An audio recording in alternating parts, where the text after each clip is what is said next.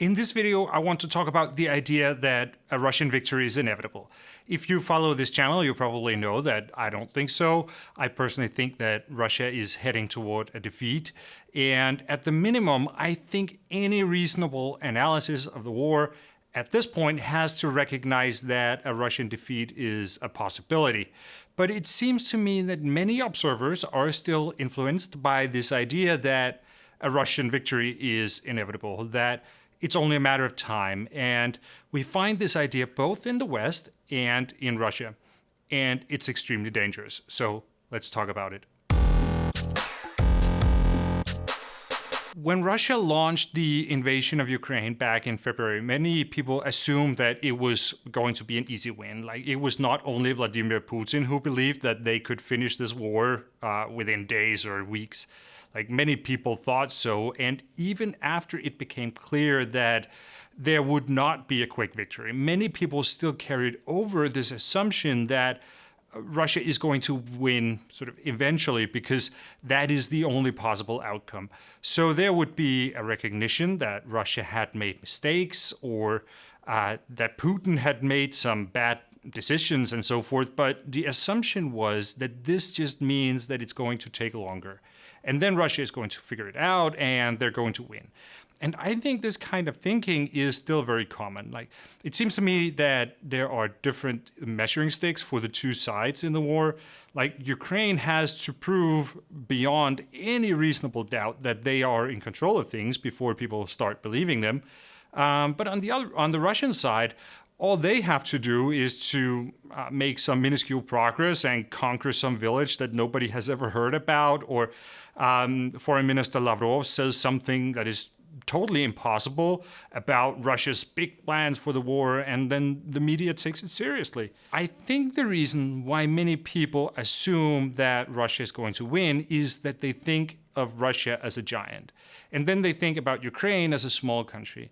But that's not really a good comparison. Like, if we compare, for example, the population size of Russia and Ukraine, then there are about 3.5 times more Russians than Ukrainians. That is about the same relationship that there is between Norway and the Netherlands. And if we make that thought experiment of the Netherlands invading Norway, then I don't think anybody would say that a Dutch victory is inevitable, right? I think the Norwegians would probably be able to handle that situation. And of course, population size is not the only thing that matters, but it is an important data point. My point here is that it takes quite a bit of hubris to assume that you can fight such a war without mobilizing your reserves and stuff like that. But still, there is a prevailing subconscious bias toward thinking that Russia is going to win.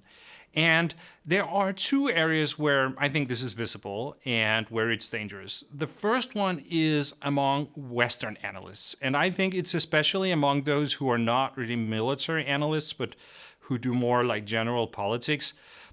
We still have analysts in the West who say that Ukraine could never push Russia back from the occupied territories and that there has to be a negotiated solution where Ukraine gives something to Putin to end the war.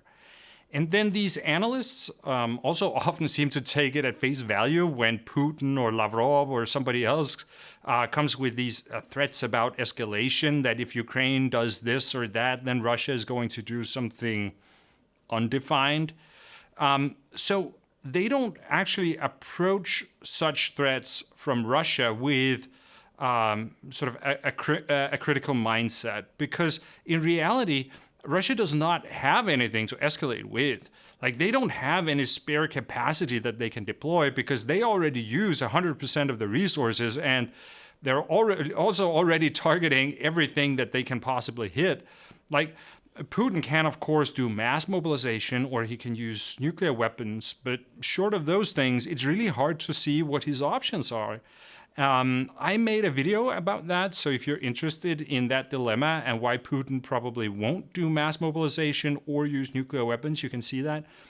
But the subconscious bias toward believing that Russia is stronger than they really are can lead the West to not providing those weapons that Ukraine needs to actually end the war.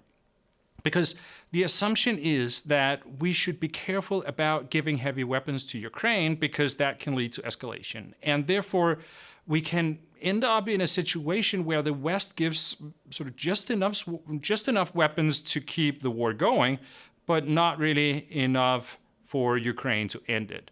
And the result will be that the Ukrainian people is going to suffer for a longer time. Okay, so that is one bad consequence of this belief that a Russian victory is inevitable. But the other one is even worse, actually, because while in the West it is some analysts and some journalists and some politicians who seem to have this assumption, then in Russia it's like the foundational idea behind the whole war. So if I can be philosophical for a moment, then I think there are different kinds of assumptions that we can work with. There are what we can call causal assumptions. So that are those where we assume that something is going to happen because something else happened. So assumptions about how A will lead to B. And Russia's assumptions about stuff is something that we have talked about a lot in this war. Like from the beginning, we talked about how the war went wrong for Russia because Putin had bad assumptions about Ukraine.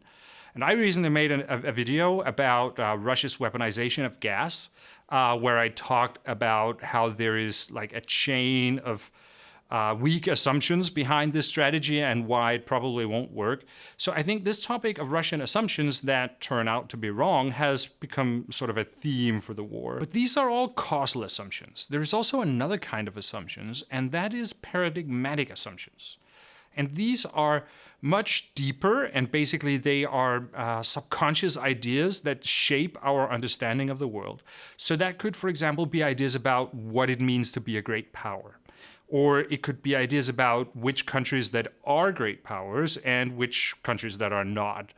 And because these paradigmatic assumptions are subconscious, then we tend not to question them. Like we take them for granted, and we even don't think about them as assumptions. Like we just think about it like these are statements about how the world is. And when we look at how the Russian leadership acts and how they talk about the war, then it seems like there is a very strong paradigmatic assumption that Russia is a great power and that they are going to win, basically just because they are Russia. As Yevgeny Golichenko pointed out over on Twitter, then this also seems to be more or less the entire idea that Russian propaganda is built around. And this idea is dangerous because if you assume that you're going to win, no matter what you do, then you don't really need to think much about how the world actually works. And then that's how you end up with these weird and convoluted chains of weak assumptions that are suddenly turned into policy choices. So it seems to me that this has been the Russian mindset throughout this war, that it can be easy or it can be hard, but in the end, Russia is going to win no matter what. And I think that when we hear Vladimir Putin talk about the war today, then this is actually still the viewpoint that he expresses.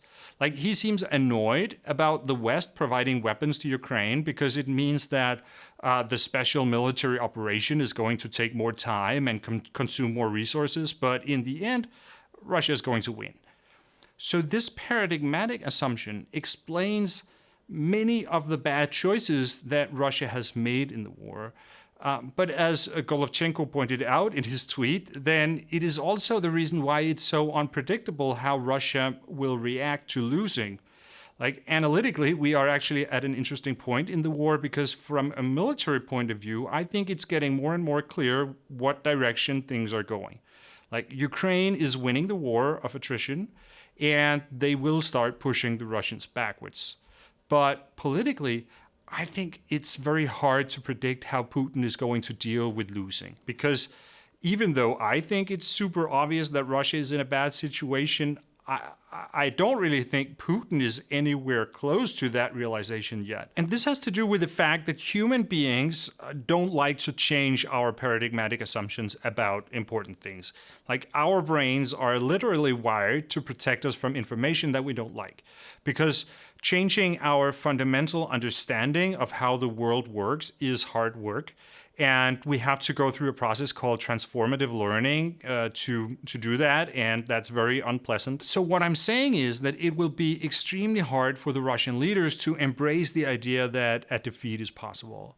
Like, not even that it's going to happen, but just that it could be a possibility, because that would require them to question pretty much everything they believe to be true about Russia and about being a great power.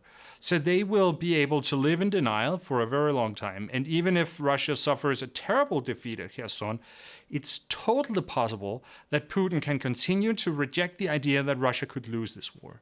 So it could very well be that Russia will just continue as if this is just a minor setback and that they don't have to change anything. And that's why I think this idea that a Russian victory is inevitable is so dangerous. On the Western side, it leads to the belief that it's dangerous to provide Ukraine with heavy weapons. And this can then mean that Ukraine won't be able to finish the war as quickly as they otherwise could. And on the Russian side, it means that they won't be motivated for peace talks, even if the situation on the battlefield is awful. Like, rationally, it didn't actually make any sense to begin the war in the first place. So the best time for Russia to end the war was a long time ago. And the second best time is today. But they're not going to do that because they still firmly believe that victory is inevitable. So, in other words, if we want the war to end, then we need Putin to understand that a defeat is a real possibility. And the best way to do that is to equip Ukraine with the weapons that they need to win. Okay, I'm going to end it here. Thank you so much for watching, and I will see you again next time.